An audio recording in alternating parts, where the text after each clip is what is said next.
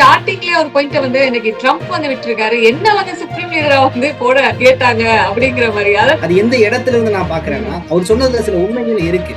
அவர் வந்து பெரிய நம்ம நினைக்கிறோம் பெரிய காமெடி பண்றாருன்னு சொல்லிட்டு ஒரு 3-4 இடங்களை வந்து ஈரான் மேல டார்கெட் வச்சிருக்கு. நான் சொல்றேன் இது மேல டார்கெட் பண்ணி அடிச்சிருச்சுன்னா உலக பொருளாதாரம் பேரழிவு சந்திக்க போகுது. இதுக்கு இடையில வந்து அவருக்கு வந்து கால்ல வந்து காயம். அவர் வந்து ரஷ்யால வந்து அனுமதிக்கப்பட்டிருக்காரு.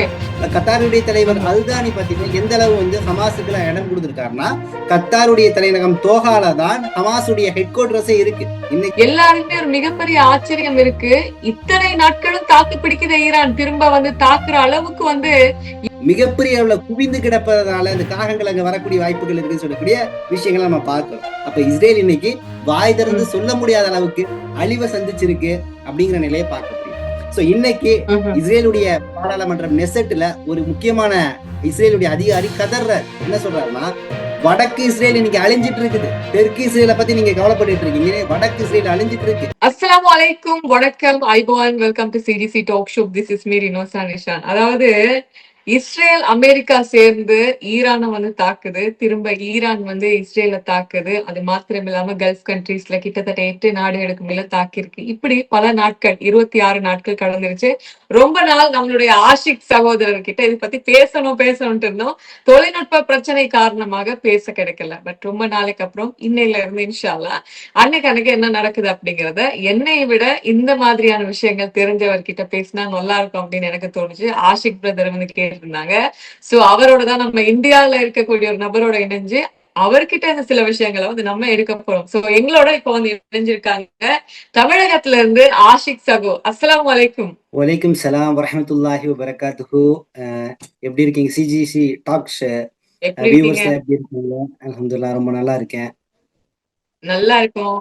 நீங்க நல்லா இருப்பீங்கன்னு நினைக்கிறேன். உங்களுடைய சேனல் எல்லாம் எப்படி போகுதுங்க?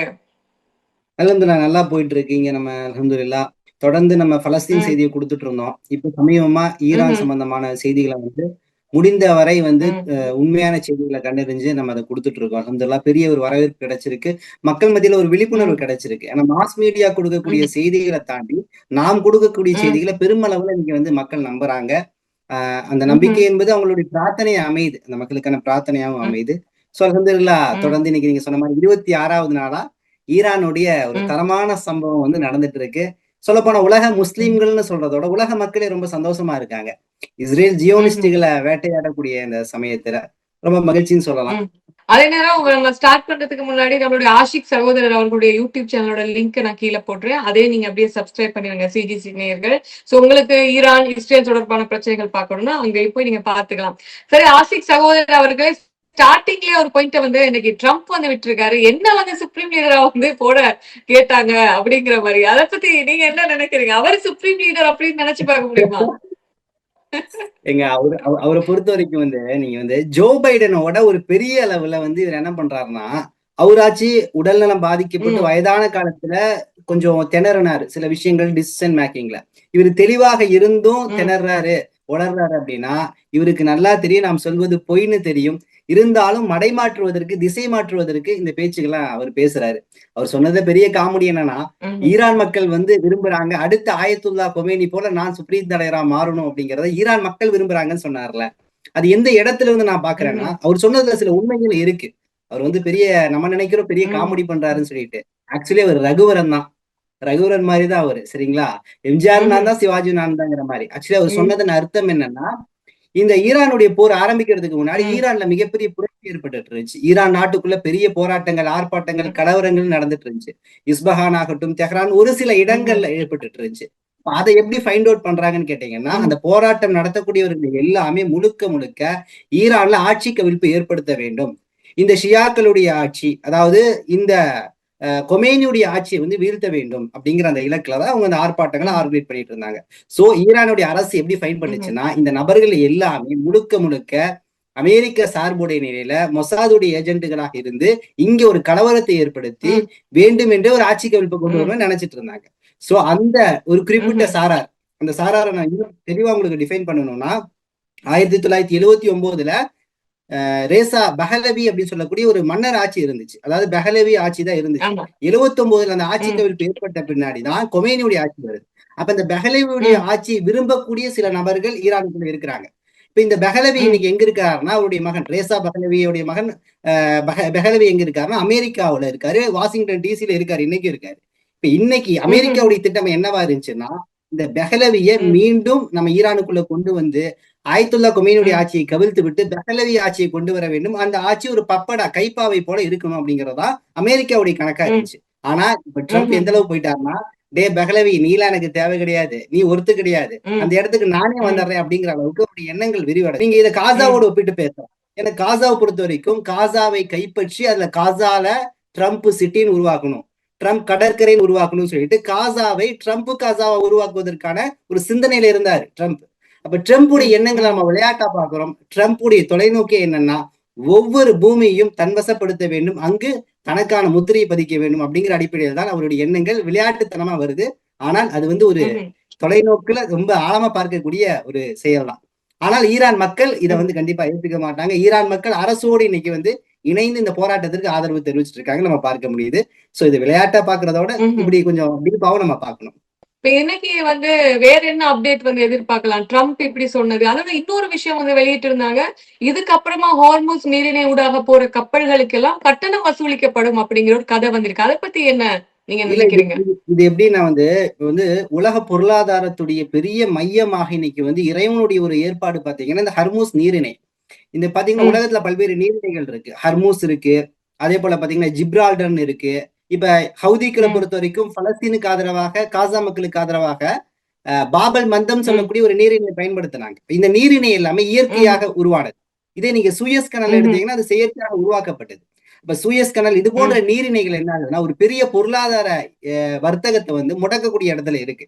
அதுல இந்த ஹர்மூஸ் ம், நீரிணை உலகத்துடைய எண்ணெய் ஏற்றுமதியில கிட்டத்தட்ட 20% மேல வந்து இந்த வழியாகத்தான் மேற்குலகத்தை கொண்டு போய் அடைய முடியும்.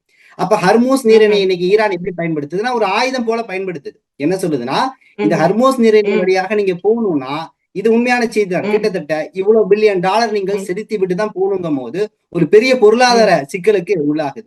அப்ப இந்த ஹர்மூஸ் ம், நீரிணை வந்து இன்னைக்கு வந்து ஈரான் சரியா பயன்படுத்திட்டு இருக்கு. அதே போல ம், ஹர்மூஸ் நீரிணையில வந்து இன்னைக்கு இலங்கைக்கு, இந்தியாவுக்கு, சீனாவுக்கு எல்லாம் வந்து செல்வதற்கான நட்பு நாடுகளுக்கு செல்வதற்கான ஒரு வாய்ப்பு கிடைச்சிருக்கு. ஆனா இந்தியாவுல ம், இதுல என்ன கொடுமைன்னு கேட்டீங்கன்னா, ஒரு கடற்படையை சார்ந்த ஒரு தளபதி இன்னைக்கு கொடுத்த செய்தி, ஈரான்ட்ட எல்லாம் பர்மிஷன் ம், கேட்காதீங்க, நீங்க பாட்டுக்கு வாங்கன்னு சொல்லிட்டு வாய்க்கு வந்ததை இங்க இருக்கக்கூடிய சில சங்கிகள் பேசிட்டு இருக்கிறாங்க. ஆல்ரெடி நட்பு நாடு ம்ஹ்ம், அடிப்படையில தான் நமக்கான அந்த போக்குவரத்து என்பது இன்னைக்கு கிடைக்குது. இந்த சங்கிகள் கதறது ம்ஹ்ம், மூலம் அந்த போக்குவரத்து அந்த உதவிகளை நின்றுச்சுன்னா இந்தியா பெரிய லெவல்ல பாதிப்பு உள்ளாகும். சோ இது நிச்சயமாக ம்ஹ்ம், ஹார்மஸ் என்பது ஒரு சரியான வழித்தடம் கொண்ட ஒரு நீரிணையா இருக்கு. அது ஈரான் சரியா தான் பயன்படுத்திட்டு இருக்கு, என்னால பார்க்க முடியுது. ஈரானுடைய இந்த நடவடிக்கை ம், கூட உலக மக்களுக்கு பாதிப்புன்னு நம்ம சொல்லலாம். ஈரான் இப்படி பண்றதுனால உலக ம், மக்கள் பாதிக்கிறாங்க. ஆனா ஈரானுக்கு இது வழி தெரியல. ம், இந்த வழி மட்டும்தான் அதனால பயன்படுத்த ம்ஹ்ம், முடியும். நிச்சயமாக இதற்கு தீர்வு ம்ஹ்ம். இருக்கும். ஓகே. எனக்கு இப்ப மிக முக்கியமான ஒரு கேள்வி கேட்டே ஆகணும். என்னன்னா, இந்த மிடில் ஈஸ்ட், இந்த கல்ஃப் கண்ட்ரீஸ் இந்த 3 நாடுகளுக்கும் இடையிலான யுத்தம் மத்திய கிழக்க வந்து தாக்கினது மட்டும் இல்லாம, இதனுடைய இம்பாக்ட் வந்து இந்தியா, இலங்கை, பங்களாதேஷ், பாகிஸ்தான், ஆஸ்திரேலியா போன்ற நாடுகள்ல வந்து தாக்கம் செலுத்தியிருக்கு. எரிபொருள் பிரச்சனை, கேஸ் பிரச்சனைன்னு பல்வேறு பிரச்சனைகள் வந்து நம்ம முகம் கொடுத்துட்டு இருக்கோம். இது இன்னும் தொடர்ந்துச்சுன்னா என்னென்ன பிரச்சனை வரும் அப்படின்னு நமக்கு தெரியாது. ஆனா இந்தியாவ பொறுத்தவரைக்கும் அண்மையில வந்து சமையல் எரிவாயு, கேஸ் பிரச்சனை வந்து அதிகமாக இருந்துச்சு. இப்போ அந்த சிச்சுவேஷன் எப்படி இருக்கு அப்படிங்கிறதையும் கொஞ்சம் சொல்லிருங்களேன் இந்த விஷயத்துல. இப்ப பொதுவா இப்ப ஹர்மஸ் நீரிணை வழியாக ஓரளவு கப்பல்கள் வந்து இந்தியாவுக்கு மும்பை போன்ற துறைமுகங்களுக்கு வந்தனால கேஸ் தட்டுப்பாடு ஓரளவு நிவர்த்தி செய்யப்பட்டிருக்கு. ம், இப்ப கிராமப்புறங்கள்ல எல்லாம் ஓரளவு ம்ஹ்ம், கேஸ் கிடைக்குது. ஆனா இந்த சிக்கல் மீண்டும் ம்ஹ்ம், தொடரக்கூடிய சமயத்துல உலகம் பெரிய அளவுல பாதிப்பு ஏற்படும். சொல்லப்போனா இன்னும் கூடுதலா ம்ஹ்ம், சொல்றேனே, மின்சார தட்டுப்பாடு கூட இங்க ம், வரக்கூடிய வாய்ப்புகள் இருக்கு, இணைய சேவை பாதிக்கக்கூடிய வாய்ப்புகள் இருக்குன்னு சொல்லிட்டு உலக பொருளாதாரமே ம், பெரிய அளவுல வந்து ஒரு உடையக்கூடிய வாய்ப்பு இருக்கு. இன்னைக்கு ம்ஹ்ம், அமெரிக்கா வந்து பாத்தீங்கன்னா கிட்டத்தட்ட ஒரு 3-4 இடங்களை வந்து ஈரான் மேல டார்கெட் வச்சிருக்கு. நான் சொல்றேன், இது மேல டார்கெட் பண்ணி அடிச்சிருச்சுன்னா உலக பொருளாதாரம் பேரழிவு சந்திக்க ம், போகுது. அது என்ன இடங்கன்னு கேட்டீங்கன்னா, ஃபர்ஸ்ட் கார்க்கு ம்ஹ்ம், தீவு. ஈரானுடைய முக்கியமான எண்ணெய் ம்ஹ்ம், ஏற்றுமதி செய்யக்கூடிய இடம் தான் இந்த கார்க்கு தீவு. ம், இது எங்கன்னு கேட்டீங்கன்னா, ம், பேர்ஷியன் கல்ஃபுக்கும் ஒமான் கல்ஃபுக்கும் இடையில இருக்கக்கூடிய ஒரு தீவு தான். இன்னும் சிம்பிளா சொல்லணும்னா ம்ஹ்ம், எளிமையான முறையில வந்து கப்பல் உள்ள வந்து அந்த எண்ணெய் ஏற்றுமதியை வந்து எடுத்துட்டு போகக்கூடிய ஒரு இடத்துல இருக்கு. சோ இந்த கார்க்கு தீவு மேல ம்ஹ்ம், தாக்குதல் நடத்தி அதை முற்றுகையிடுவோம் அப்படின்னு சொல்லக்கூடிய ஒரு எச்சரிக்கை இன்னைக்கு வந்து ட்ரம்ப் கொடுத்திருக்கிறாரு. ஆல்ரெடி பாத்தீங்கன்னா ஒரு ம், 5 நாள் போர் நிறுத்த ஒப்பந்தத்தை வந்து ட்ரம்ப் சொன்னாரு. ஆனால் ஈரான் அதற்கு ம்ஹ்ம், உடன்படல. என்ன சொல்லுச்சு? நான் போர் நிறுத்த ஒப்பந்தத்துக்கு உடன்பட மாட்டேன்னு சொல்லுச்சு. ஏன் சொல்லுச்சுன்னா, அதற்கு அனுபவ பாடங்கள் இருக்கு. ஆல்ரெடி பல ஒப்பந்தங்களை முடிச்சிருக்காங்க. ஹமாஸ் கூட போடப்பட்ட ஒப்பந்தங்கள், ஹிஸ்புல்லா கூட போடப்பட்ட ஒப்பந்தங்கள் அனைத்தையுமே முடிச்சிருக்கிறாங்க இவங்க. சோ அதன் அடிப்படையிலும் குறிப்பாக கடாஃபி, அதாவது கடாஃபியுடைய மகள், லிபியாவுடைய தலைவர் கடாஃபியுடைய மகள் ஒரு எச்சரிக்கை கொடுக்குறாங்க. என்னன்னா, நீங்கள் அவர்களோடு ஒப்பந்தம் செய்து கொள்ளாதீர்கள், அத்துமீறக்கூடியவர்களாக இருக்கிறாங்கன்னு சொல்லிட்டு ஒரு ஒரு ஒரு விஷயத்த அவங்க பதிவு. இதன் வழியாக அவங்க என்ன படிச்சுக்கிறாங்கன்னா, இனி ஒப்பந்தங்களுக்குள்ள போகக்கூடாது, நாம் சொல்வதை அமெரிக்கா கேட்டால் ஒழிய நம்ம ஒப்பந்தங்களுக்குள்ள எந்த அடிப்படையிலும் போகக்கூடாதுன்னு சொல்லிட்டு இன்னைக்கு ஈரான் தெளிவா இருக்கு. அப்ப ஈரான் இன்னைக்கு என்னென்ன டிமாண்ட் வச்சிருக்குன்னு கேட்டீங்கன்னா, இது வந்து ட்ரம்ப் கேட்டால் கூட அவங்க ஒத்துக்கல பேச்சுவார்த்தைக்கு. ஆனா என்னென்ன டிமாண்ட் வைக்கிறாங்கன்னா, ஒரு 5 நிபந்தனைகளை வைக்கிறாங்க. முதல் நிபந்தனை என்னன்னா, உடனடியாக இந்த போரை நிறுத்த வேண்டும். இரண்டாவது, இனிமேல் எக்காலம் கொண்டும் ஈரான் மேல எந்த வகையான தாக்குதல், பொருளாதார தடை என்று எந்த விஷயங்களும் போடக்கூடாது. மூன்றாவது விஷயம் என்னன்னா, எங்களுக்கான இழப்பீட்டை அமெரிக்கா தர வேண்டும் முழுமையாக. நான்காவது, ஹர்மஸ் நீரிணை என்பது எங்களுக்கானது, அதை நாங்கள் தான் முடிவு செய்வோம் சொல்லிட்டு தான் நீங்க சொன்ன அந்த வரியும் செய்தி போட வர்றாங்க. அப்ப இவ்வளவு நிபந்தனைகளும் முன் வச்சிருக்கிறாங்க இன்னைக்கு ஈரான். இவ்வளவு நிபந்தனைகளும் அமெரிக்கா ஏற்றுக்கொண்டால் ஒழிய இந்த போர் நிக்காது.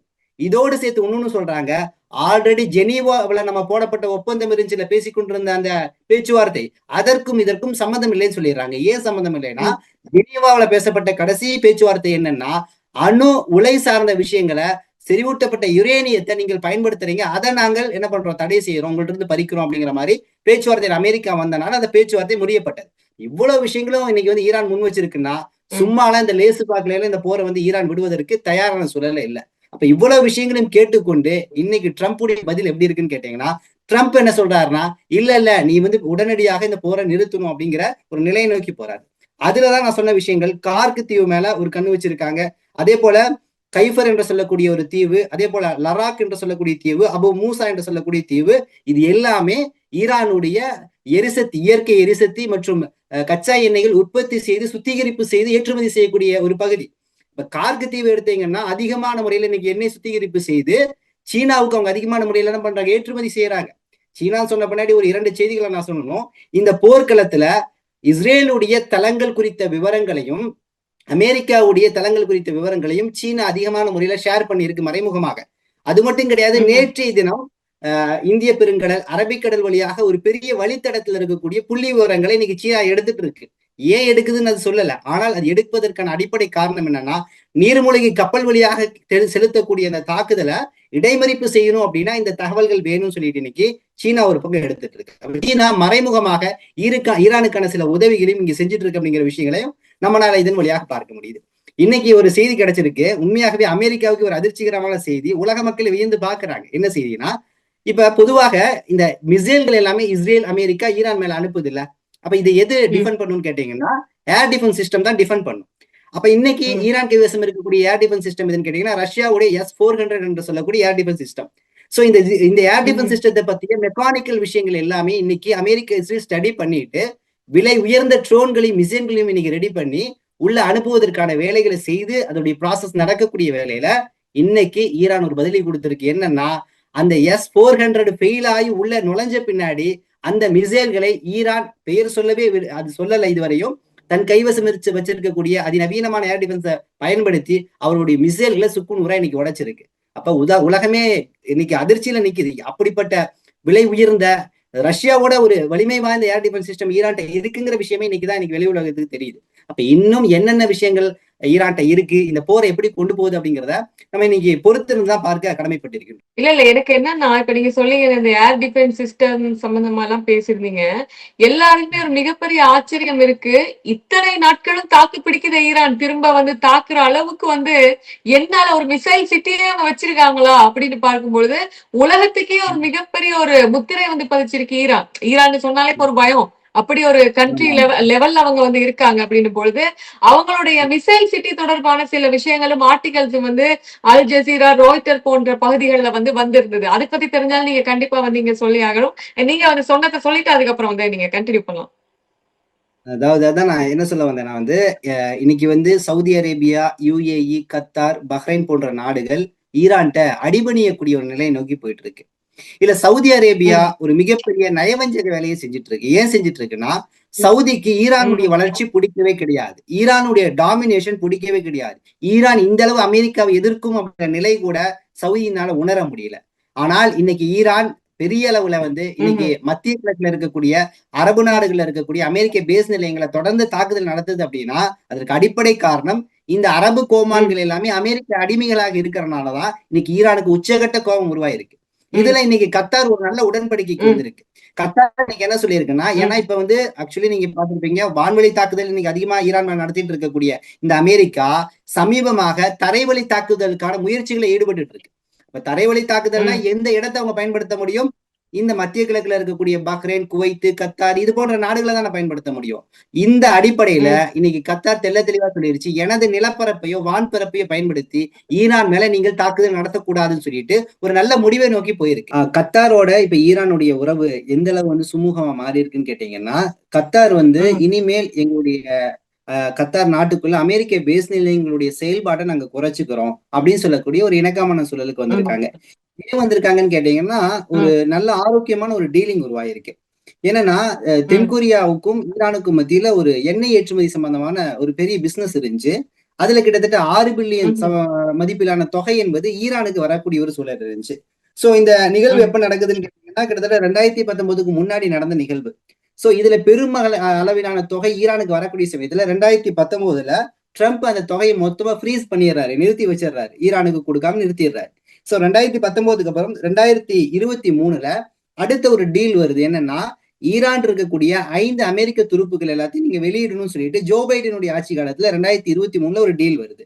சோ அந்த டீல் அடிப்படையில நீங்க கொடுத்துட்டீங்கன்னா உங்களுக்கு மீதம் இருக்கக்கூடிய அந்த 6 பில்லியனை நாங்க ஃப்ரீஸ் பண்ணதை ரிலீஸ் பண்ணிடுறோம் அமெரிக்கா ஈரானுக்கு ஒரு வாக்குறுதி கொடுக்குது. அப்படி அந்த ஃப்ரீஸ் பண்ணி வந்த அமௌண்ட் நேரடியாக கத்தாருக்கு கிடைக்குது. ஆனால் கத்தார்கிட்ட ட்ரம்ப் ஒரு அழுத்தம் கொடுத்து அந்த அமௌண்ட்டை நீங்க கொடுக்காதீங்க, அந்த பில்லியன் கணக்கை நீங்க கொடுக்காதீங்கன்னு சொல்லிட்டு மீண்டும் அது ஃப்ரீஸ் பண்ணப்படுது. அப்படிப்பட்ட அந்த 6 பில்லியன் மதிப்பிலான அந்த தொகையை வந்து நாங்கள் உடனடியாக உங்களுக்கு செலுத்திடுறோம் சொல்லக்கூடிய ஒரு உத்தரவாதத்தை இன்னைக்கு வந்து கத்தார் கொடுத்திருக்கு. இது பாத்தீங்கன்னா கிட்டத்தட்ட பேங்க் ஆஃப் தோஹா என்று சொல்லக்கூடிய கத்தாருடைய தோஹாவுக்கு இந்த பணம் வந்துருச்சு கிட்டத்தட்ட. அப்ப இது வந்து ஈரானிடம் கொடுக்கப்பட்டு விட்டால் ஈரான் இன்னும் வலுவான ஒரு நிலையில இந்த போருடைய சூழலை நோக்கி போகும். சோ இதனால இன்னைக்கு என்ன ஆயிடுச்சுன்னா கத்தார் வந்து ஒரு சுமூகமான நிலைக்கு வந்திருக்கு. சோ இந்த போரை பொறுத்த வரைக்கும் நீங்க ஈரான் டார்கெட் பண்ணி அடிச்ச நாடுகளை நீங்க பார்த்திருப்பீங்க. கத்தாரு, குவைத்து, பஹ்ரைனு, இன்னும் வந்து ஈராக்ல இருக்கக்கூடிய சில இடங்கள், கிட்டத்தட்ட 8 கல்ஃப் கண்ட்ரி மேல அடிச்சிருக்கு மத்திய கிழக்கு நாடுகள் மேல. சோ இந்த நாடுகள்ல அடிச்ச நிலைகள் எதற்காகனா உங்களுக்கு தெரியும் அமெரிக்க பேஸ் நிலைங்க இருக்குன்னு. ஆனா கத்தார் இதுல இருந்து சற்று விதிவிலக்கு. ஏன்னா கத்தார் பாத்தீங்கன்னா பல்வேறு அமைதி பேச்சுவார்த்தைகள் ஈடுபட்டு இருக்கு. உதாரணத்துக்கு பாத்தீங்கன்னா இஸ்ரேலுக்கும் ஹமாஸுக்கும் மத்தியில ஏற்பட்ட அந்த சண்டையின் போது பெரிய அளவிலான பேச்சுவார்த்தைக்கு வந்து கத்தார் தான் உள்ள வந்துச்சு. கத்தார் எகிப்து வந்துச்சு. அதே போல ஆப்கானிஸ்தான் போர் நடக்கக்கூடிய சமயத்துல ஆப்கானிஸ்தான் போரை முடிவுக்கு கொண்டு வருவதற்கு அடிப்படை காரணியாக இருந்ததாருன்னு கேட்டா கத்தார் தான். கத்தாருடைய தலைவர் அல்தானி பாத்தீங்கன்னா எந்த அளவு வந்து ஹமாஸுக்கு எல்லாம் இடம் கொடுத்திருக்காருன்னா, கத்தாருடைய தலைநகம் தோஹால தான் ஹமாஸுடைய ஹெட் குவார்டர்ஸே இருக்கு. இன்னைக்கும் செயல்பாட்டுல இருக்கு. ஆனால் தலைவர்கள் பெரிய அளவுல அங்க இல்லைன்னாலும் கத்தார் பெரிய ஃபண்டு கொடுத்திருக்கு இந்த ஹமாஸ் போன்ற அமைப்புகளுக்கு. அப்ப இப்படிப்பட்ட கத்தார் அமெரிக்காவை பெரிய அளவுல வந்து சார்புடைய நிலையில இருக்குமான்னு கேட்டா அந்த சார்பு நிலையை வந்து சற்று சறுக்கல் நிலையை தான் இன்னைக்கு உருவாக்கி இருக்கு. சோ கத்தாரை நம்ம இப்படி வச்சிருவோம். மற்றபடி இருக்கக்கூடிய சவுதி அரேபியா, யுஏஇ, பஹ்ரைன் இந்த 3 நாடுக்கும் இன்னைக்கு பெரிய ஆபத்து காத்திருக்கு. ஏன்னு கேட்டீங்கன்னா இன்னைக்கு ஹமாஸுடைய செய்தி தொடர்பாளர் அபு உபைதா எப்படி வந்து தீரமா பேசுவாரு. அது போல இன்னைக்கு வந்து தொடர்ந்து செய்திகளை கொடுத்து கொண்டிருக்கக்கூடிய யாருன்னு கேட்டீங்கன்னா இன்னைக்கு ஈரானுடைய ஆயுதப்படையுடைய தலைவர் காத்தபுல் அன்பியா என்று சொல்லக்கூடிய தலைவராக இருக்கக்கூடிய இப்ராஹிம் ஜுல்ஃபகர் என்று சொல்லக்கூடியவர் தான் இன்னைக்கு வந்து நமக்கு செய்தியை கொடுத்துட்டு இருக்கிறாரு. அவர் வந்து அரபியில, இங்கிலீஷ்ல மற்றும் அவருடைய ஸ்பானிஷ் அவருடைய மொழியில பார்சிய மொழியிலையும் பேசுவார். அவர் இன்னைக்கு ஒரு செய்தி இப்ப சமீபமா தெளிவா என்ன சொல்லியிருக்காருன்னா, மத்திய கிழக்கு இருக்கக்கூடிய அரபு நாடுகள்ல இருக்கக்கூடிய எல்லா பேஸ் நிலையங்களையும் 90% அழித்து விட்டோம். அதே போல அமெரிக்காவுடைய தளபதிகள் மற்றும் அங்க இருக்கக்கூடிய துருப்புக்கள் ஓடி ஒளிந்து இன்னைக்கு மறைந்து கொண்டிருக்கிறார்கள் அப்படிங்கிற செய்தியை சற்று முன்பாக இன்னைக்கு ஆயுதப்படை காத்தபுல் அன்பியாவுடைய செய்தி தொடர்பாளர் கூடிய இப்ராஹிம் ஜுல்ஃபகர் இன்னைக்கு வெளியிட்டு இருக்கிறாரு. அது மட்டும் வெளியிடல, யுஏ இருக்குல்ல, யுனைடெட் அரபு எமிரேட்ஸ், அந்த கடலோரமாக இருக்கக்கூடிய பல்வேறு இடங்களை நாங்கள் கைப்பற்ற போகின்றோம், பஹ்ரைனுடைய பல்வேறு இடங்களை கைப்பற்ற போகின்றோம் என்று சொல்லக்கூடிய அறிவிப்புகள் இன்னைக்கு வெளியிட்டு இருக்காங்க. ஏன் இதை செய்யணும்? பஹ்ரைனை கைப்பற்றுவதன் மூலம் ஈரானுக்கு என்ன லாபம்? முஸ்லிம் நாடுகள் மத்தியில தான் இந்த பிரச்சனை ஏற்படுத்தும். யுஏயுடைய கடற்கரை ஓரமாக கைப்பற்றுவதன் மூலம் என்ன பிரச்சனை, என்ன இவங்களுக்கு லாபம் அப்படின்னு நீங்க கேட்டீங்கன்னா அதற்கான விடை என்னன்னா, கத்தார் இன்னைக்கு அமெரிக்க படையை தரை வழியாக செல்ல அனுமதிக்கவில்லை. ஆனால் யுஏயும் பஹ்ரைனும் தனது நாட்டிலிருந்து தரை வழியாக, அதாவது கிரவுண்ட் இன்வென்ஷனுக்கு அமெரிக்காவுக்கு இன்னைக்கு வழிவகை செய்து கொண்டிருக்கிறது. அதற்கான ஏற்பாடுகள் நடந்துட்டு இருக்குது. சோ இந்த செயல்பாடு நடந்துச்சுன்னா பஹ்ரைனும் கத்தாரும் பெரிய அளவுல அடி வாங்க போகுது நமக்கு தெரியுது. இது ஒரு பக்கம் இருக்கட்டும். சவுதி அரேபியாவுடைய செயல்பாடு என்ன? முழுக்க முழுக்க நயவஞ்சகத்தனம். இந்த போரை முடிவுக்கு கொண்டு வரணுங்கிற எண்ணம் சவுதிக்கு கிடையாது. சவுதிக்கு முழுக்க முழுக்கவே இந்த ஈரானை அழிக்க வேண்டும் அப்படிங்கிறது தான் சவுதியுடைய தலைவர் MBS முகமது பின் சல்மானுடைய ஒரு எண்ணமா இருக்கு. அவர் இந்த போரை போராக பார்க்கல. இந்த போர் பலஸ்தீன் விடுதலைக்கான ஒரு மையப்புள்ளியாக பார்க்கல. மத்திய கிழக்கை விடுவிக்க வேண்டும் என்பதற்காக பார்க்கல. அவர் பார்ப்பதெல்லாம் ஷியாக்கள் அழிய வேண்டும். அவர்கள் அமெரிக்காவுக்கு சிம்ம சொப்பனமாக இருக்கிறாங்க. அந்த அளவு நம்ம இல்லைங்கிற ஒரு மிகப்பெரிய ஒரு வெற்றிடம் தான் அவர் என்ன பண்ணிட்டு இருக்கிறார். மீண்டும் மீண்டும் அந்தரங்கத்துல இன்னைக்கு அமெரிக்காவோட கைகோர்த்து ஈரானை அழிப்பதற்காக இன்னைக்கு சவுதி அரேபியா பெரிய முயற்சி பண்ணிட்டு இருக்கு, நம்மளால பார்க்க முடியுது. விடுதலை பலஸ்தீனுக்காகவாச்சும் ஏதாவது குரல் கொடுத்திருக்கான்னு கேட்டீங்கன்னா, நிச்சயமாக பலஸ்தீனுக்காக குரல் கொடுக்கக்கூடிய இந்த சவுதி அரேபியா ஹமாஸை ஏற்றுக்கொள்ளவே கொள்ளாது. இதற்கு ஹமாஸ் நம்ம வெளிப்படையா சொல்லணும்னா அவர்கள் சன்னிகள் தான், சன்னி கொள்கையை பின்பற்றக்கூடியவர்கள் தான். ஆனால் அவர்கள் அந்த சன்னி கொள்கையை பின்பற்றினாலும் அந்த ஹமாஸை ஏற்றுக்கொள்ள சவுதி கிடையாது. சவுதி என்னைக்கு பேசும்போது விடுதலை பலஸ்தீன் அமையணும் அல்ல அக்ஸா மையமாக வைத்து எல்லாமே பேசும். ஆனால் ஹமாஸை ஏற்றுக்கொள்ளாது. ஏன்னா ஹமாஸ் அவர்களுக்கு எதிராக இருக்கிறாங்க. ஆனால் ஹமாஸ் சன்னி கொள்கையை பின்பற்றினாலும், இங்க இருக்கக்கூடிய ஹிஸ்புல்லா சியா கொள்கையை பின்பற்றினாலும் சரி, ஈரான்ல இருக்கக்கூடிய IRGC சியா கொள்கையை பின்பற்றினாலும் சரி, சன்னி சியா என்ற பிரச்சனையை கலைந்து விட்டு இவர்கள் ஆக்சஸ் ஆஃப் ரெசிஸ்டன்ஸ் என்று சொல்லக்கூடிய ஈரானுடைய படைக்கு கீழே தான் ஹமாஸுடைய படை வருது. ஈரானுடைய வழிகாட்டுதல் என்பது ஹமாஸுக்கு கிடைக்குது. இவ்வளவு இணக்கமான சூழல் எதுக்கு ஏற்படுதுன்னு கேட்டீங்கன்னா, ஒரே இலக்கு, மத்திய கிழக்கு விடுவிக்க வேண்டும், அல் அக்ஸாவை மீட்க வேண்டும் என்பதுதான். சமயமா ஒண்ணு இல்லைங்க, 2 நாளைக்கு முன்னாடி இந்த காத்தபுல் அன்பியாவுடைய தலைவர் இப்ராஹிம் ஜுல்ஃபகர் சொல்றாருங்க, வெளிப்படையா நீங்க பலஸ்தீன் வேற ஈரான் வேறன்னு பிரிக்காதீங்க, பலஸ்தீன் மக்களுக்காகத்தான் நீங்க நாங்க உயிர் தியாகம் செஞ்சுட்டு இருக்கோம் சொல்லக்கூடிய ஒரு அறிவிப்பை கொடுக்கிறார். அல் அக்ஸா எங்களுடைய உயிர் என்று சொல்கிறார். எவ்வளவு வெளிப்படையாக நாங்கள் அல் அக்ஸாவும் உம்மத்தாக நின்று நாம் முஸ்லிம்களாக ஒன்றிணையும் சொல்லக்கூடிய அந்த ஒற்றுமையை ஈரான் இன்னைக்கு வலியுறுத்திட்டே இருக்கு. எங்க சவுதி அரேபியால இருந்து இந்த ஒற்றுமையான குரலை நீங்க கேட்டு பார்த்திருக்கீங்களா? கிடையவே கிடையாது. சவுதி அரேபியால இருந்து ஏதாவது உயிர் தியாகம் இந்த அல் அக்ஸாவுக்காக ஏதாவது செஞ்சிருக்காங்களா? கிடையவே கிடையாது. ஆனால் தங்களை சன்னிகள் என்று பெருமை பேசிக் கொள்ளக்கூடிய இடத்துல இந்த சலபிகள் சில பேர் இருக்கிறாங்க, அவர்கள் செயல்பட்டு கொண்டிருக்கிறார்கள். அப்ப இந்த அடிப்படையில் தான் இந்த போருடைய வியூகம் போயிட்டு இருக்கு. இதுல இன்னைக்கு கிடைத்த ஒரு அப்டேட் என்னன்னா, இன்னைக்கு இந்த போர் ஈரான் இஸ்ரேல் அமெரிக்கா என்று போயிட்டு இருக்கக்கூடிய வேலையில இன்னைக்கு ஹிஸ்புல்லா அமைதியாக மிகப்பெரிய ஒரு புரட்சி செஞ்சுட்டு இருக்குது. கதற விட்டுட்டு இருக்கு இஸ்ரேல. எந்த அளவுக்கு கதற விட்டு தெரியுங்களா? இன்னைக்கு காலையில இருந்து சரியா நேற்றுல இருந்து இன்னைக்கு வரையும் 28 மணி நேரத்துல 48 பெரும் தாக்குதல்கள் ஆபரேஷனை இன்னைக்கு ஹிஸ்புல்லா நடத்தி இருக்கு. ஹிஸ்புல்லா மேல கிட்டத்தட்ட 13 மாதங்கள் இஸ்ரேல் என்ன பண்ணிருந்துச்சுன்னா அமைதி ஒப்பந்தம் போட்டு பெரிய ஒரு நிலைப்பாட்டை உடைச்சு வச்சிருந்துச்சு. ஏன்னா லெபனானுக்குள்ள பாத்தீங்கன்னா அங்க இருக்கக்கூடிய அரசுட்ட ஒரு விஷயத்த தூண்டி விடுது. அரசு இனிமேல் நீங்க தான் ஆயுதம் வச்சுக்கணும், ஹிஸ்புல்லாக்கு ஆயுதம் கொடுக்காதீங்க, ஹிஸ்புல்லா ஆயுதம் தூக்குச்சுன்னா அவங்களோட சண்டை போடுங்கன்னு சொல்லிட்டு ஒரே முஸ்லிம்களை ஒன்றுக்கு மோதிக்கொள்ளக்கூடிய ஒரு சூழலை இஸ்ரேல் அமெரிக்கா உருவாக்குச்சு. இதற்காக லெபனான் அரசுக்கு பெரிய ஃபண்டு கொடுத்துச்சு. ஆனால் அவர்கள் ஒற்றுமையாக இருந்தார்கள். ஹிஸ்புல்லாவாகட்டும், அங்க இருக்கக்கூடிய அமல் என்று சொல்லக்கூடிய அமைப்பு, இவர்கள்லாம் வெறும் ஹிஸ்புல்லாங்கிறது ஒரு மூமெண்ட் கிடையாது. அங்க இருக்கக்கூடிய நாடாளுமன்ற எம்பிக்களாக இருக்கிறாங்க. அவர்கள் என்ன பண்ணாங்க, நாங்கள் ஆயுதங்களை எல்லாம் கீழே போட மாட்டோம், அரசு கையில தான் ஆயுதம் இருக்கணும்னா அரசு இந்த நாட்டுக்காக என்ன போராடி இருக்கு அப்படின்னு சொல்லக்கூடிய விஷயங்களை முன்வைத்தாங்க. அப்படிப்பட்ட நிலையில தான் ஒரு மிகப்பெரிய அமைதி ஒப்பந்தத்தை போடுறாங்க. 13 மாதங்கள் ஹிஸ்புல்லாவை செயல்படுத்தவே விடல. அமைதி ஒப்பந்தத்தை மீறி பல முறை லெபனான் இருக்கக்கூடிய பல்வேறு இடங்கள் மேல தாக்குதல் நடத்தி இருக்குது இந்த இஸ்ரேல். ஆனால் இன்னைக்கு அப்படியே அதற்கு பதிலாக ஈரான் கொடுக்கக்கூடிய தாக்குதல் ஒரு பக்கம்னா, ஹிஸ்புல்லா இன்னைக்கு இஸ்ரேலுக்குள்ளவே சென்று பல இடங்களை தாக்கிட்டு இருக்கு. சோ இன்னைக்கு இஸ்ரேலுடைய பாராளுமன்றம் நெசெட்ல ஒரு முக்கியமான இஸ்ரேலுடைய அதிகாரி கதர்றார். என்ன சொல்றாருன்னா, வடக்கு இஸ்ரேல் இன்னைக்கு அழிஞ்சிட்டு இருக்குது, தெற்கு இஸ்ரேலை பத்தி நீங்க கவலைப்பட்டு இருக்கீங்க, வடக்கு இஸ்ரேல் அழிஞ்சிட்டு இருக்கு. கிட்டத்தட்ட 10,000 நபர்கள் இந்த இடத்துல இருந்து வெளியேறிட்டாங்க, இனிமேல் இந்த இடத்திற்கு திரும்ப மாட்டேன்னு சொல்லிட்டு இஸ்ரேலுடைய துருப்புக்களும் அந்த மக்களும் பயந்து அலறடிச்சு ஓடிட்டு இருக்கிறாங்க. அதே போல 470 வீடுகள் பாதுகாப்பு இல்லாத சூழல் உருவாயிருக்கு. அப்ப இவ்வளவு அழிவை இன்னைக்கு ஹிஸ்புல்லா கொஞ்சம் கொஞ்சமா உள்ள ஏற்படுத்திட்டு இருக்கு அப்படிங்கிற தகவல் நமக்கு இன்னைக்கு தொடர்ந்து கிடைச்சிட்டு இருக்குது. அது மட்டும் கிடையாது, இன்னைக்கு ஹிஸ்புல்லாவுடைய வீரர்கள் அங்க இருக்கக்கூடிய சர்வேலன்ஸ் சிஸ்டத்தை எல்லாத்தையும் அடிச்சு நுறக்கிட்டு இருக்கிறாங்க. அப்ப இந்த அளவு ஹிஸ்புல்லாவுடைய ஒரு முன்னேற்றம் என்பது இஸ்ரேலுக்கு ஒரு மிகப்பெரிய அழிவை ஏற்படுத்தி இருக்கு. இன்னொரு செய்தி வந்துச்சு, உண்மையான்னு தெரியல, இஸ்ரேல் ஃபுல்லா காகங்கள் பறந்துட்டு இருக்காமா. இந்த காகங்கள் பறப்பது என்பது ஒரு அழிவுக்கான அடையாளம். எந்த அளவு இது உண்மை செய்தி தெரியல, பட் அந்த காகங்கள் பறப்பது என்பது ஒரு அழிவுக்கான அடையாளமா இருக்கலாம். அல்லது அங்க பிணங்கள் என்பது மிகப்பெரிய அளவுல குவிந்து கிடப்பதனால அந்த காகங்கள் அங்க வரக்கூடிய வாய்ப்புகள் இருக்குன்னு சொல்லக்கூடிய விஷயங்களை நம்ம பார்க்கிறோம். அப்ப இஸ்ரேல் இன்னைக்கு வாய் திறந்து ம், சொல்ல முடியாத அளவுக்கு அழிவை சந்திச்சிருக்கு அப்படிங்கிற நிலையை பார்க்க முடியுது. அப்ப இந்த போரை பொறுத்த வரைக்கும் இந்த போர் ட்ரம்ப் முன்னெடுக்கக்கூடிய ம், போர் கிடையாது. இது முழுக்க முழுக்க நெத்தன்யாகு ம், முன்னெடுக்கக்கூடிய போரா இருக்கு. நெத்தன்யாகு அவருடைய சுயநலத்திற்காக ம், இந்த போரை முன்னெடுக்கிறார். ஆனால் நெத்தன்யாகு கடந்த ம்ஹ்ம், 2-3 வருடங்கள் என்ன சாதிச்சிருக்காரு? அவர் ஹமாஸோடு பெரும் ம், தோல்வி அடைஞ்சிட்டார். ஹிஸ்புல்லாவோடு தோல்வி அடைஞ்சிட்டார். ஈரானோடு ம், தோல்வி அடைஞ்சிட்டார். அவர் மேல ம், ஊழல் குற்றச்சாட்டு வழக்குகள் இருக்கு. இந்த நிலையில இன்னைக்கு யூத லாபி என்ற விஷயம் இருக்கு. பெரிய அளவுல மேற்குலகம் மற்றும் அமெரிக்காவை சுத்தி யூத லாபி இருக்கு. இந்த லாபி தான் இந்த ம். அமெரிக்காவையும் மேற்குலகையும் ஈரானை நோக்கி அழிப்பதற்கான ஒரு உந்து சக்தியா வந்து இன்னைக்கு செயல்பட்டு இருக்கு அப்படிங்கிற விஷயங்களை நம்மளால பார்க்க முடியுது. இந்த போர்ல இதோடு சேர்த்து சமீபமாக ஹவுதிகள் ஒரு அனௌன்ஸ்மெண்ட் கொடுத்திருக்காங்க. என்னன்னா ஆல்ரெடி ம், ஹர்மூஸ் நீரிணை என்பது இங்க முடக்கப்பட்டிருக்கு. உலக பொருளாதாரம் பெரிய ம், பாதிப்புகளா இருக்கு. இன்னைக்கு ம், ஹவுதிகள் அன்சாருல்லாக்கள் என்ன சொல்றாங்கன்னா, நாங்கள் ம், ஈரான் ஒப்புக்கொண்டு விட்டால் அதிகாரப்பூர்வமாக ஈரானுடைய ராணுவத்தோடு இணைந்து இஸ்ரேலை தாக்க தயாரா இருக்கோம். அந்த தாக்குதல்ல ம், நாங்கள் பாபல் மந்தம் என்று சொல்லக்கூடிய நீரிணையை முடக்க போறோம்னு சொல்லக்கூடிய ஒரு அறிவிப்பை வெளியிட்டு இருக்கு. ஒருவேளை இது ம், நடந்துருச்சுன்னா, அதாவது பாபல் மந்தம் முடக்கப்பட்டு ஹர்மூஸ் நீரிணை முடக்கப்பட்டு கார்கு தீவை ம், ஈரான் அழித்து இந்த செயல்பாடு எல்லாம் ம். நடந்துச்சுன்னா நிச்சயமாக நாம் எந்த விதத்திலும் இந்த உலகத்தில் இயங்கவே முடியாது அப்படிங்கிற அளவுக்கு இந்த உலகம் மிகப்பெரிய ஒரு பாதிப்பை சந்திக்க தயாரான சூழல்ல இருக்கு. அதுல இன்னொரு முக்கியமான விஷயம் கேட்டாங்கன்னா, இப்ப ஈரானினுடைய புதிய உச்சபட்ச தலைவர் முஜ்தபா கமேனி அவர்கள் மார்ச் 12 வந்து தான் சுப்ரீம் லீடராக பதவி எடுத்ததுக்கு அப்புறமா எந்த ஒரு பொது வெளியிலுமே அவர் தோன்றல அப்படிங்கிற ஒரு விஷயமும் இருக்கு.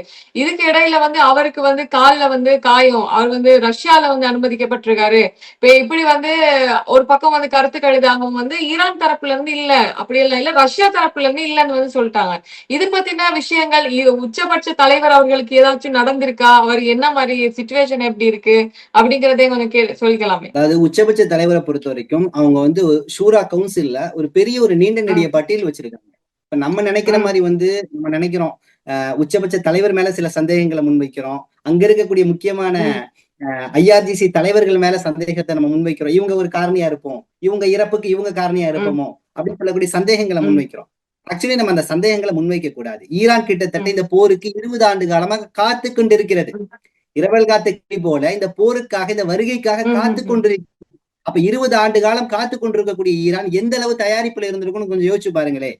அப்ப எந்த அளவு தயாரிப்பு என்பது அடுத்தடுத்த ம், தலைவருடைய ம், மரணம் என்பது அடுத்த தலைவர்களை உருவாக்கி தயாரான சூழல்ல வச்சிருக்கணும். அததான் இன்னைக்கு செஞ்சிருக்கு. இன்னைக்கு சுப்ரீம் தலைவர் ம், ஆயத்துல்லா கொமேனியுடைய ம், மறைவு ஒரு பெரிய பின்னடைவா தெரிந்தால் கூட அதற்கு அடுத்த தலைவர்கள் எல்லாமே தயாரான சூழல்ல ம், இருக்காங்க. அந்த தான் அவருடைய மகனா ம், இருக்கக்கூடிய முஜ்தபா கொமேனி வந்தாரு. முஜ்தபா கொமேனியை பொறுத்த வரைக்கும் பெரிய ஆடம்பர வாழ்க்கை கொண்டவர் கிடையாது. எளிமையான வாழ்க்கை. அவருடைய கோட்டு பாத்தீங்கன்னா அந்த அளவு ம், வந்து ரொம்ப வெளுத்து போயிருக்கு. அந்த அளவு அவர் வந்து வீடு வாடகை வீடு அந்த அளவு ஒரு எளிமையான ஒரு வாழ்க்கை வாழக்கூடியவர். அவர் என்னன்னா இன்னைக்கு பொது வழியில தோன்றாதன் ம், அடிப்படை காரணம் அவருக்கு காயம்பட்டது உண்மைதான். இஸ்ரேலுடைய தாக்குதல காயப்பட்டது உண்மைதான். ரஷ்யால மருத்துவம் கொடுத்தது உண்மைதான். ஆனால் அவர் பொது வழிக்கு வராம இருப்பதன் ம், அடிப்படை காரணம் இந்த போர் உச்சகட்டத்தை நோக்கி போயிட்டு இருக்குது. இந்த உச்சபட்ச நிலையில நம்முடைய ம், நிலைப்பாடுகள் எல்லாம் மறைமுக திரையிலிருந்து அதை நம்ம வெளிப்படுத்திட்டு இருக்கணும். நாம் அவர்களை வழிநடத்தக்கூடிய இடத்துல இருக்கணுங்கிறதுல தெளிவா இருக்காரு. ஒருவேளை ம், மஜ்தபா கொமேனி இறந்து விட்டார் அப்படிங்கிற செய்தி நாம் கேள்விப்பட்டால் கூட ஈரான் மக்களுக்கு அது சந்தோஷம் தான். காரணம் ஏன்? அவர்கள் மரணத்தை விரும்பக்கூடியவர்கள். அவர்கள் சுவனத்தை விரும்பக்கூடியவர்கள். அவர்கள் இந்த போராட்டத்தை பல ஆண்டு காலமாக பார்த்தவர்கள். இன்னும் உங்களுக்கு கூடுதலா சொல்லட்டுங்களா? இது நிச்சயமாக அரசியல் போர் கிடையாது. இது மதவாத போர். ஜியோனிஸ்டுகள் என்று சொல்லக்கூடிய மதவாதத்தை அழிக்கக்கூடிய ஒரு நிலையில இருந்துதான் இந்த போர் எடுக்கப்பட்டிருக்குது. இந்த போர் ஈரானுடைய மக்களுக்கு தலைவர்களுக்கு எந்த இடத்துல இந்த வீரத்தை கொடுக்குதுன்னா அவர்களுக்கு கர்பலாவுடைய நினைவுகள் ஒவ்வொரு நாளும் ஓடிக்கொண்டிருக்கிறது. கர்பலாவுடைய யுத்தத்துல எப்படி அலி ரலியல்லாஹு அவருடைய கான்ட்ரிபியூஷன் இருந்துச்சு, ஹசன் ஹுசைன் ரலியல்லாஹுடைய பங்களிப்பு எதளவு இருந்துச்சு, அந்த நிலையில இருந்து தான் அவருடைய போர் சிந்தனைகளை அவங்க வந்து வகுத்துட்டு இருக்கிறாங்க. அதனால இந்த போர் கிட்டத்தட்ட ம், ஒரு நீண்ட நெடிய போராக மாறப்போது. இந்த போர்ல ஈரான் நிச்சயமாக அமெரிக்காவை முற்றுமுழுமாக சரணடைய வைக்காம இந்த போர்ல இருந்து கொஞ்சமும் பின்தங்காது அப்படிங்கிற விஷயங்களை பார்க்க முடியுது. இதுல அடுத்த ஒரு அப்டேட் சமீபமா கிடைச்சிச்சு காலையிலேயே, அதையும் நான் சேர்த்து சொல்லிடுறேன். என்னன்னா இஸ்ரேலுக்கு ம், ஏதாவது ஒரு சார்புடைய நாடுகள்னு ஒண்ணு இருக்கணும்ல இந்த போர்ல. அப்படி எந்த ம், சார்புடைய நாடு நீங்க பாக்குறீங்க? ம், உங்கள்ட்ட கேட்கிறேன் எந்த சார்புடைய ம். நாடுகள் இஸ்ரேலுக்கு இன்னைக்கு பெரிய அளவு உதவி செஞ்சிருக்காங்கன்னு நினைக்கிறீங்க? நேரடியாகவும் மறைமுகமாகவும் யார் செஞ்சுட்டு இருக்கா? அது நீங்க தான் சொல்லணும். எனக்கு என்ன தெரியாது. நீங்களே சொல்லிருங்களேன். அமெரிக்கான்னு நீங்க நினைக்கிறீங்க? இல்ல அமெரிக்கா தானே ம், நீங்க சொல்லுவீங்க? அமெரிக்கா தானே? ம், அமெரிக்கா. அப்ப ம், ம், இஸ்ரேல் நினைத்த இந்த கிரேட்டர் இஸ்ரேல் என்று சொல்லக்கூடிய அந்த டார்கெட்டை அச்சீவ் பண்றதுக்கு அமெரிக்கா என்று சொல்லக்கூடிய அந்த நாடு யூத லாபியின் அடிப்படையில செயல்பட்டு இருக்கு. ஓகேங்களா? அப்ப நமக்கு ம். புரியுது. அப்ப இதுல மேற்குலகங்களும் ஏன் இன்வால்வ் வெளிப்படையா ஆகுதுன்னு கேட்டீங்க. தெரிந்த உண்மை. ஆமா. இப்ப மேற்குலகமும் இதுல ஏன் இன்வால்வ் ஆகலைன்னு கேட்டீங்கன்னா, மேற்குலகம் பெரிய அளவுல வந்து இந்த போர்ல தலையிட்டா நமக்கு பெரிய பாதிப்பு ஏற்படும் அப்படிங்கறதுல தெளிவா இருக்கு. இப்ப ஈரானை பொறுத்த வரைக்கும் ரொம்ப காட்டுமிராண்டித்தனமான ஒரு போர் குணம் கொண்டவர்கள் இல்ல. நான் சொன்ன மாதிரி வந்து இன்னைக்கு பாருங்களேன், ஒண்ணும் இல்ல. இப்ப ஈரானுடைய போர் பலஸ்தீனுடைய பேர்ல பெரிய அளவுல தாக்குதல் ஏற்படுத்தாமல் அவர்களுக்கு சார்புடைய ஆதரவு நிலையில இருக்கக்கூடிய ஸ்பெயினுக்கு இன்னைக்கு பெரிய ஆஃபர் வந்திருக்கு. ஸ்பெயினுக்கு பாத்தீங்கன்னா என்ன ஆஃபர்னு கேட்டீங்கன்னா, அல்ஜீரியா கிட்டத்தட்ட 12% மலிவான விலையில கச்சா எண்ணெய் மற்றும் இயற்கை எரிவாயுகளை நாங்கள் கொடுக்கிறோம் அப்படின்னு சொல்லக்கூடிய தகவலை கொடுத்திருக்கு. மேலும் லெபனான், எகிப்து, ஜோர்டான் போன்ற இடங்கள்ல சிக்கி கொண்டிருக்கக்கூடிய ஸ்பெயின் மக்களுக்கு எங்கள் நாட்டுல அடைக்கலம் கொடுக்குறேன்னு அல்ஜீரியா சொல்லியிருக்கு. மேலும் அவர்களை நாட்டுல சொந்த நாட்டுல அனுப்பி வைக்கிறோம் பாதுகாப்பா சொல்லியிருக்கு. இதெல்லாம் ஏன் அல்ஜீரியா சொல்லிச்சு தெரியுமா? ஸ்பெயின் ஈரானுக்கும் பலஸ்தீன் மக்களுக்கும் ஆதரவு நிலையில இருக்கு. இதற்கு ஸ்பெயின் எந்த நாட்டை சார்ந்தது? ஐரோப்பிய நாடுகளுக்குள்ள வருது, யூரோப் கண்ட்ரிக்குள்ள வருது. அப்ப யூரோப்பிய நாடுகளாக இருந்தாலும் அதற்கு பாதுகாப்பு கொடுக்கக்கூடிய இடத்துல இது போன்ற பலஸ்தீன் சார்புடைய நாடுகள் செயல்படுது. இதுல சமீபமாக காத்தபுல் அன்பியாவுடைய தலைவர் வெளியிட்டாரு. ரொம்ப ஒரு நகைப்பான செய்தின்னு சொல்லலாம், ஒரு சிரிப்பான செய்தி. என்னன்னா, அவர் சொல்றாரு, ஏன்னா ட்ரம்ப் வந்து பல முறை மேற்குலகத்தை அழைக்கிறாரு, பிரிட்டனு, பிரான்ஸ் இது போன்ற நாடுகளை, ஏன்பா வாப்பா ஈரான் அடிச்சு காலி பண்ணலாம்னு. ஒரு பயம் இந்த பக்கம் வரல. ஏன் வரல தெரியுமா? அவனுக்கான பொருளாதாரம் வீழ்ச்சி அடையும் சொல்லி. அப்படி இருக்கும்போது ஈரான் சொல்லுது, இங்க பாருங்க, தயவு செய்து மேற்குலகம் இங்க வராதிங்க எங்களை தாக்க. உங்களுடைய கிரீன்லாந்த அமெரிக்க தலைவர் ட்ரம்ப் ஆட்டையை போட தயாரா இருக்கிறாரு. சோ கிரீன்லாந்த முதல் பாதுகாத்துக்கங்க. அப்படி ஒருவேளை உங்களால கிரீன்லாந்த பாதுகாக்க முடியலையாட்டி எங்கள்கிட்ட சொல்லுங்க, நாங்க வந்து உங்க கிரீன்லாந்த பாதுகாத்து கொடுக்குறோம் அப்படின்னு சொல்லிட்டு ஒரு ஈரான் சொல்லுதுன்னா எந்த அளவு அவங்களுடைய தொலைதூர யோசனை இருக்குன்னு யோசிச்சு பாருங்க. இது மட்டும் மேற்குலகம் வைப்பதற்கு காரணம் கிடையாது. 4000 கிலோமீட்டர் தூரம் பயணித்து தாக்கக்கூடிய மிசைல்களை இன்னைக்கு வந்து ஈரான் வச்சிருக்கு. அப்ப 4000 கிலோ தூரம் பயணிக்கக்கூடிய மிசைல் அப்படிங்கிறது வெறும் இஸ்ரேலோடு நிற்காது. இஸ்ரேல் தாண்டி ஐரோப்பிய நாடுகளை தாக்கக்கூடிய அளவுக்கு ஆற்றல் பெற்றது அந்த மிசைல். அப்ப அந்த மிசைல் அறிவிச்ச பின்னாடி மேற்குலகம் கதிரங்கிது. ஏன்னா அந்த தாக்குதல் நமக்கு ஏற்படக்கூடாது அப்படின்னு சொல்லிட்டு. சோ இந்த அளவு ஒரு ப்ரீ பிளான்ல வந்து இன்னைக்கு வந்து ஈரான் உள்ள குவிச்சிருக்குது. இதுல நான் சொல்ல வந்த விஷயம் என்னன்னு கேட்டீங்கன்னா, இன்னைக்கு இஸ்ரேலோடு எந்த ஐரோப்பிய நாடுகளும் கைகோர்க்கல. ஆனால் உகாண்டா இன்னைக்கு ஒரு செய்தி வெளியிட்டிருக்கு. என்னன்னா, இஸ்ரேல் வீழ்ச்சி அடையக்கூடிய சமயத்துல, இஸ்ரேல் பேக்ஃபயர் ஆகக்கூடிய சமயத்துல உகாண்டா அரசு அதிகாரப்பூர்வமாக ராணுவத்தை இஸ்ரேலோடு அனுப்பும். இஸ்ரேலோடு உகாண்டாவோட ராணுவம் ஈரானுக்கு தப்பு செய்யும் சொல்லக்கூடிய அறிவிப்பு இன்னைக்கு வந்து உகாண்டா கொடுத்திருக்கு. நினைச்சா சிரிப்பா வருது. உகாண்டா 1972ல இடியமீன் தான் ஆட்சி பண்ணிட்டு இருந்தாரு. அப்படி இடியமீன் ஆட்சி செய்யக்கூடிய சமயத்துல 500 இடியமீனுடைய ஆட்சி எப்படின்னு தெரியுங்களா? ஒரு சர்வதிகார ஆட்சி. பல மக்களை பலாயிரக்கணக்கான மக்களை இந்த இடியமீன் கொண்டு வலிச்சாரு. அப்படி இடியமீன் கொண்டு வலிக்கக்கூடிய சமயத்துல 500 யூதர்களை நாடு கடத்தினாரு, பல யூதர்களை கொன்றாரு அப்படிங்கிற செய்தி பார்க்க முடியுது. அப்ப இந்த இடியமீன் ஆகட்டும், ஹிட்லர் ஆகட்டும், இவர்கள்லாம் சர்வதிகாரின்னு சொல்லலாம். ஆனா யூதர்கள் விஷயத்துல தெளிவா இருந்தாங்க. இவங்க வெளியே விட்டோம்னா, நாட்டுக்குள்ள விட்டோம்னா நம்மளை கெடுத்துருவாங்கிறதுல அந்த ஜியோனிச தீய சிந்தனையை கெட்டவன் ஹிட்லரும் இடியமீனும் புரிஞ்சு வச்சிருக்கிறாங்க. அப்படிப்பட்ட நிலையில தான் உகாண்டா இருந்துச்சு. ஆனா 92க்கு அப்புறம் அந்த நிலை என்பது, கசப்பு என்பது கொஞ்சம் கொஞ்சமா மாறி கடந்த பிப்ரவரி மாதம் இஸ்ரேல் தலைவர் நெத்தன்யாகு உகாண்டாவுக்கு போய் பல்வேறு டீல பேசிட்டு வர்றாரு. பேசிட்டு வந்த பின்னாடிதான் இன்னைக்கு சிறிய நாடாக இருக்கக்கூடிய உகாண்டா இஸ்ரேலுக்கு சார்புடைய நிலைன்னு சொல்லிட்டு இன்னைக்கு வெகுளித்தனமா போயிருக்கு. கொஞ்சம் சூதானமா இருக்கணும். ஈரானுடைய மிசைல் உகாண்டா மேலேயும் பாயக்கூடிய வாய்ப்புகள் இருக்கு. அதனால வந்து உகாண்டா போன்ற நாடுகள் சற்று குறைத்தே பேசக்கூடிய ஒரு நிலை உருவாக்கி. இன்னைக்கு லாஸ்டா வந்து இன்னைக்கு பேசுறதுல கேட்க போற உங்ககிட்ட கேள்வி என்னன்னா, போர் நிறுத்த ஒப்பந்தத்துக்கு ஏதாச்சும் சாத்தியங்கள் இருக்கா? இந்த போர் இப்போதைக்கு முடியுமா? இல்லன்னா வந்து இவங்க கேட்கிற சில விஷயங்களை அவங்க எக்ஸெப்ட் பண்ணுவாங்களா அமெரிக்கா? அப்படிங்கிறதுக்கு என்ன பத்தி சொல்ல போறீங்க? என்னன்னா, கடந்த கால நிகழ்வுகள் ஒரு பெரிய சாட்சி. ஒவ்வொரு முறையும் வந்து ஈரான் வந்து பேச்சுவார்த்தையில ஈடுபடும். உதாரணத்துக்கு சொல்லணும்னா, பேச்சுவார்த்தையிலேயே ஒரு சிறந்த தலைவராக இருந்தவர் அலி லரிசானி என்று சொல்லக்கூடியவர். அலி லரிசானியை பொறுத்த வரைக்கும் கெனடி அப்படின்னு சொல்லக்கூடிய குடும்பம் கேள்விப்பட்டிருப்பீங்களா? கெனடியன் குடும்பம் சொல்லுவாங்க. ஒரு பெரிய மதிப்பு வாய்ந்த குடும்பம். அலி லரிசானியுடைய குடும்பம் வந்து ஈரான்ல ஒரு செல்வாக்கு மிக்க ஒரு சக்தி வாய்ந்த குடும்பம். அந்த குடும்பத்திலிருந்து திரைமறைவில பெரும் சக்தியாக செயல்பட்டவர் தான் இந்த அலி லரிசானி. சொல்ல போனா நல்ல கணிதம் படித்தவர், நல்ல மேக்ஸ் படிச்சவர், இன்னும் சொல்ல போனா பல்வேறு துறைகள்ல செயல்பட்டவர். இப்படிப்பட்டவர் இறுதியாக நடந்த பல பேச்சுவார்த்தைகள்ல, ஈரான் வித் அமெரிக்க பேச்சுவார்த்தையில இவர் தான் இன்னும் செயல்பட்டார். அப்படிப்பட்ட நபரையே இந்த அமெரிக்கா இன்னைக்கு கொலை செஞ்சு வச்சிருக்கு. அலி லரிசானியை கொன்றுச்சு. இன்னைக்கு என்ன நினைச்சிட்டு இருக்கு தெரியுங்களா? அலி லரிசானி இல்ல, ஆனால் பேச்சுவார்த்தைக்கு யாருமே இல்லாதனால யார்டா பேச்சுவார்த்தை நடத்தலாங்கிற அந்த சிந்தனை வரும்ல. அந்த சமயத்துல இவங்க வந்து கொல்லணும்னு சொல்லி எலிமினேட் பண்ணணும்னு ஒரு லிஸ்ட் வச்சிருப்பாங்க, ஈரானுடைய லிஸ்ட். அதுல இருந்து 2 பேர்த்த டிவைட் பண்ணி விட்டுருக்கு. ஒருத்தர் யாருன்னு கேட்டீங்கன்னா அந்த நாட்டுடைய ம், பாராளுமன்ற தலைவரா இருக்கக்கூடிய கலீஃபா என்று சொல்லக்கூடிய நபர். இன்னொரு நபர் யாருன்னு ம், கேட்டீங்கன்னா, வெளியுறவுத்துறை அமைச்சர் அப்பாஸ் அராக்சி. இந்த இரண்டு ம், நபர்களை கொலை செய்யணுங்கிற பட்டியல வச்சிருந்துச்சு. இப்ப இந்த இரண்டு ம், நபர்களை வெளியெடுத்துருச்சு. இன்னும் தற்காலிகமாக கொலை செய்ய மாட்டோம் நீக்கி விட்டு இருக்கு. ஏன் நீக்கி இருக்குன்னா, இவங்க கூடயாச்சும் நம்ம என்ன பண்ணலாம், ம், அமைதி பேச்சுவார்த்தை ஏற்படுத்தலாங்கிற ஒரு முயற்சியை நோக்கி இது கொண்டு போயிருக்கு. ஆனால் இந்த ம், விஷயங்கள் எல்லாமே ஒரு காலம் ம், இனிமேல் ஈரான் இவங்க சொல்லக்கூடிய எல்லா விஷயத்தையும் கட்டுப்படாமல் இந்த போரை முடிவுக்கு கொண்டு வராது. அப்ப இந்த போர் முடிவுக்கு வரணும் ம், அப்படின்னா அமெரிக்கா தன் நிலைப்பாட்டை ம், மாற்றி அமைக்கணும் அப்படிங்கிற நிலையை நோக்கி தான் போகுது. அதனால இந்த போர் முடிவு ம், என்பது மிகப்பெரிய சாத்தியக்கூறு கம்மி. அதனால இந்த போர் ம், இன்னும் நீண்டு கொண்டுதான் செல்லும். ஈரான் தனது அகண்ட கையை விரித்து கொண்டே செல்லும். நிச்சயமாக இன்னைக்கு ம், இருக்கக்கூடிய அரபு கோமான்கள் எல்லாமே ஈரானிடம் அடிபணியக்கூடிய ஒரு காலம் வரும். இனிமேல் அவங்களுடைய டார்கெட் சிம்பிள் தாங்க. பெரிய டார்கெட்லாம் இல்ல. மத்திய கிழக்குல அமெரிக்கா எங்கேயும் நிலையை வச்சுக்க கூடாது.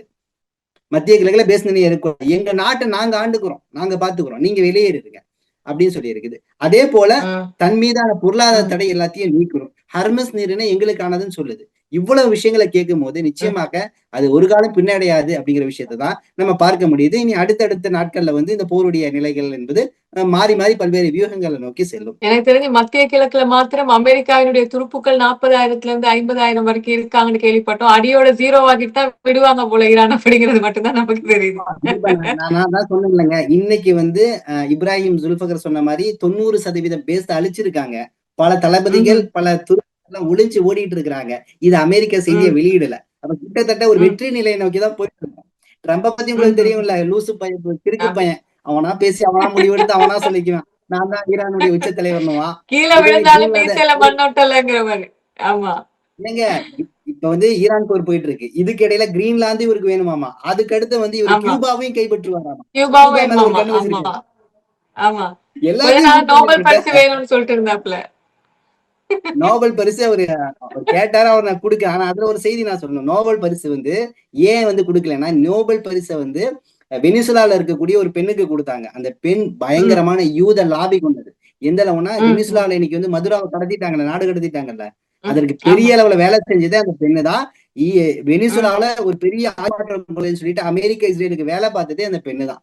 சோ ம்ஹ்ம். ட்ரம்ப்போட அவங்களுக்கு பெரிய இம்பார்ட்டன்டா தெரிஞ்சது அந்த பெண்ணு. சோ அந்த பெண்ணுக்கு வந்து ம், அந்த நோபல் பரிசு, அமெரிக்கா நோபல் பரிசு கொடுத்துட்டாங்க. சோ அந்த பெண் பெருந்தன்மையா ட்ரம்ப் கூட ஷேர் பண்ணிக்கிறேன்லாம் இடையில சொல்லி இருந்துச்சு. ம். கேள்விப்பட்டிருப்பீங்க. சோ ஆமா, ஆமா, பாப்போம், ஆமா. வெயிட் பண்ணி கேள்வி. பாப்போம். ஓகே. எப்படி நடக்க போகுது கண்டிப்பா. என்னன்னு இன்னைக்கு பாப்போம். இன்னைக்கு நடந்த சில சம்பவங்கள சொல்லியிருந்தீங்க. ரொம்ப நன்றி. இதே மாதிரி நாளைக்கு நம்ம என்ன நடக்குதுன்னு அப்படி பார்த்துட்டு ஷார்ட்டா வந்து நம்மளுடைய மக்களுக்கு குடுப்போம். ஆமா. ரொம்ப நன்றி ஆஷிக் சகோதரர் அவர்களே எங்களோட இணைஞ்சு கொண்டமைக்கு. ஜஸாக்கல்லா ஹைரன் கஷீரா. எல்லாருக்கும் அஸ்ஸலாமு அலைக்கும். எல்லாரும் துவா செய்யுங்க. தொடர்ந்து நம்ம என்ன பண்ணுவோம்னா, இந்த விஷயங்களுக்கு நியாயமான முறையில குரல் கொடுப்போம். நன்றி. அஸ்ஸலாமு அலைக்கும் வரஹ்மத்துல்லாஹி வபரகாத்துஹு. நன்றி.